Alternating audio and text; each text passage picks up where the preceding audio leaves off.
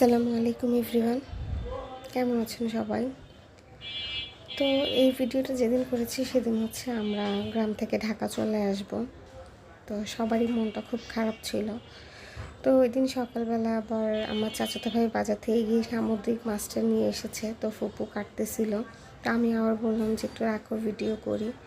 ফুপু সকাল থেকে সেদিন কান্নাকাটি করতেছিল আমরা চলে আসব, তার ভাইয়ের সাথে আর কখনো দেখা হবে কি না, মানে এইসব নিয়ে তারা ভাই বোন দুজনেরই খুব মন খারাপ ছিল। আব্বুও খুব কান্নাকাটি করতেছিল, আমার ফুপু, আমার চাচি, চাচাতো ভাই, চাচাতো ভাইয়ের বউ, সবারই মন খারাপ ছিল আমরা চলে আসব। কিন্তু কি করার, কিচ্ছু করার নেই। শহরে যারা আমরা থাকি তাদেরকে তো গ্রামের মায়া ত্যাগ করে ফিরে আসতেই হয় নিজেদের জীবন জীবিকার তাগিদে।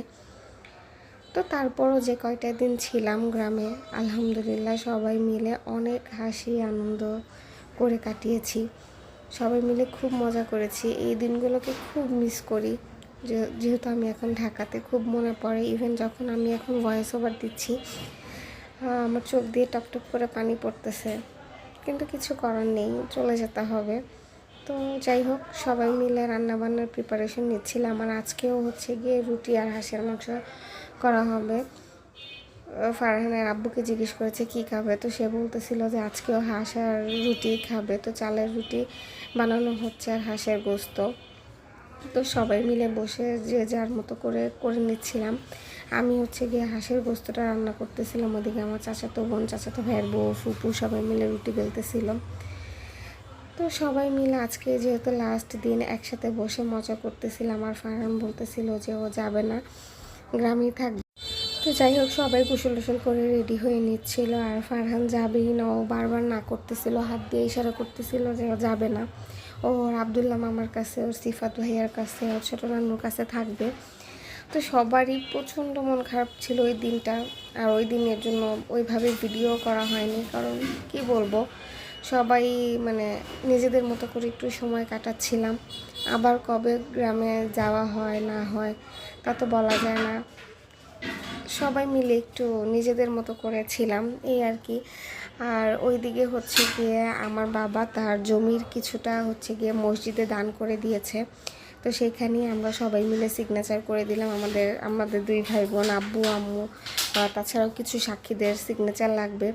তো আব্বু হঠাৎ করে ডিসিশন নিয়েছে, আর আমরা আব্বুর এই ডিসিশনে খুবই গর্বিত যে আমার বাবা তার জমি মসজিদে দান করে দিয়েছে। এর থেকে খুশির কিছু আর হতে পারে না।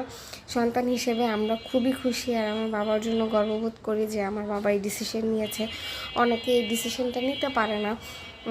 আমার বাবা যেহেতু মসজিদে দিয়েছে, আল্লাহ তাআলা তার এই দানটা কবুল করুক, এতটুকুই প্রার্থনা করি আল্লাহর কাছে। তো তারপর দুপুরে খাওয়া দাওয়া শেষ করে তো আমরা সবাই রেডি হয়ে গিয়েছি, এখন বের হয়ে যাব।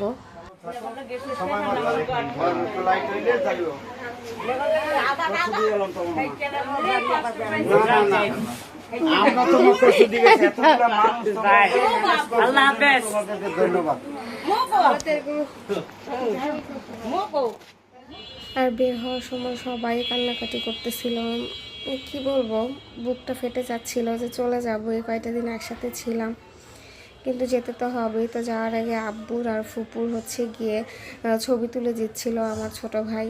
তাদের কবে আবার দেখা হয়, কে বেঁচে থাকে কে মরে যায় বলা তো যায় না। ফুপুর কান্না তো থামতেছিলই না, বাট আব্বু তো ছেলে মানুষ, ছেলেরা হাজার কষ্ট পেলেও নিজেকে শক্ত করে রাখে। তো যাই হোক, চলে যাচ্ছি। আর ফারহান বারবার বলতেছিল আমি গরুর পিঠে উঠবো, আমি আদর করবো, ছাগলের কাছে যাব। আর এদিকে চাচি, আমরা সবাই মিলে একসাথে যাচ্ছিলাম। চাচি বলতেছিল আবার আসবা কয়েকদিন পরে। তো আমি আবার সান্ত্বনা দিচ্ছিলাম যে হ্যাঁ, কান্নাকাটি করো না, আমরা আবার আসব, এখন চলে যাচ্ছি তো কি হচ্ছে, তোমরা আবার যাবা, এই আর কি। তো এরপর হচ্ছে গিয়ে আমরা তো উঠে গেছি, এখন চলে যাব। আর নেক্সট ভিডিওতে কী কী করলাম, কিভাবে গেলাম, সবই দেখতে পারবেন। সেই পর্যন্ত সবাই ভালো থাকবেন, আমাদের জন্য দোয়া করবেন। আল্লাহ হাফেজ।